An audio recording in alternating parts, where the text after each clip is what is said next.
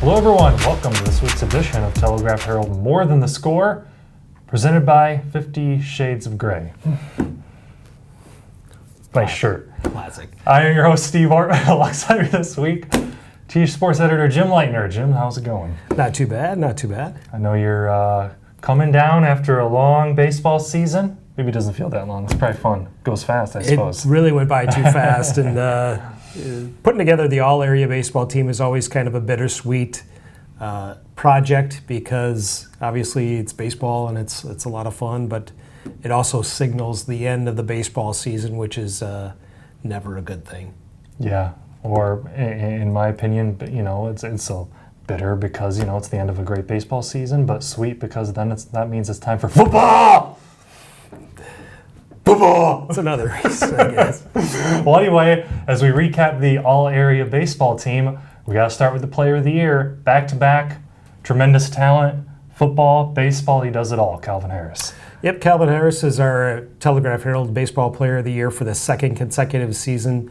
He's just a junior catcher / pitcher who did it all pretty much for Western Dubuque this season, despite a lot of teams really trying to avoid him and trying to not let him beat them.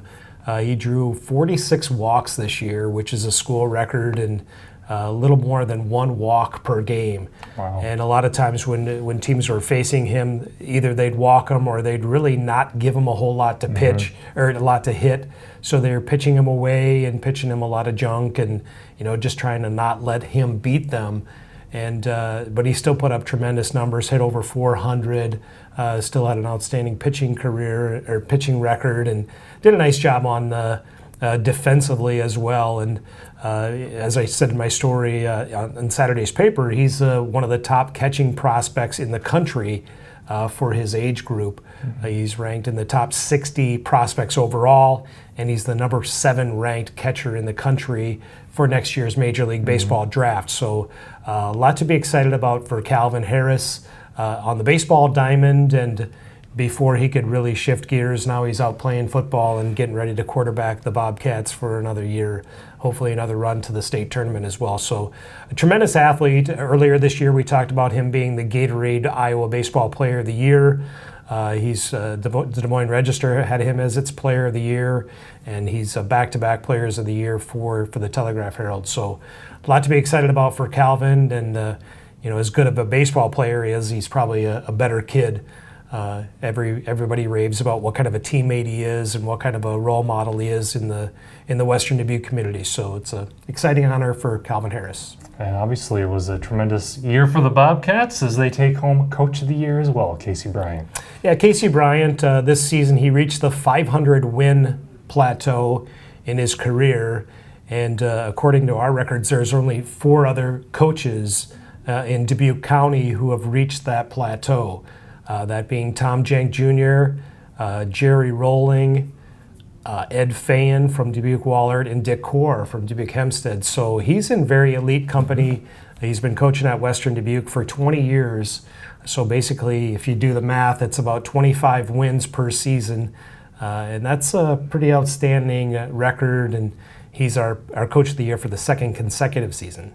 Wow, unbelievable. So now, as a whole, it's always difficult when you're trying to pare these teams down when you're putting together all area. Who are some of the real standouts that's kind of hit your first team? Well, I look at Sam Link from Dubuque Senior. He's a guy who had some injury problems early in the season. He's going to the University of Iowa. He's an outstanding talent, great hands, probably the best infield hands that I've seen, that I've covered in several years. He's going to play for the Hawkeyes this fall, and he had a great year despite being injured early in the season with a hamstring problem. He's one.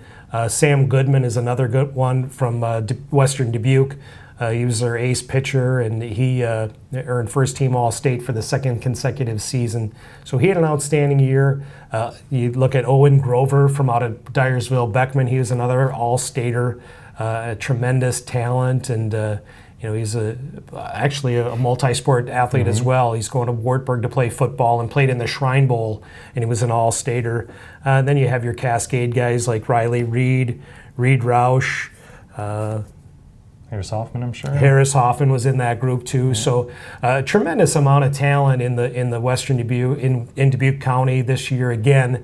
It's always kind of, when I'm putting together these all-area teams, you look at just guys who are all-state or all-district, and the team almost kind of picks itself because there are so many tremendous talents in the area.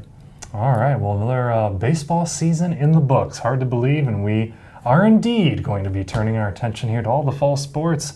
I can't believe it. On next week's More Than the Score, we're going to be able to recap what happened in Week 1 in Wisconsin and take a preview look at what's going on Week 1 in Iowa and Illinois football already. Well, and we've already started actually with the golf in the already underway. Mississippi Valley Conference. That's over a week old. Yeah. So really don't have a lot of time to shift gears in the old TH Sports department, but we're excited for another great fall of athletics. Indeed. All right, that is going to do it for this week's edition. Telegraph Herald More Than the Score, presented by 50 Shades of Grey. I'm your host, Steve Ortman. For Jim Leitner, we will see you next week.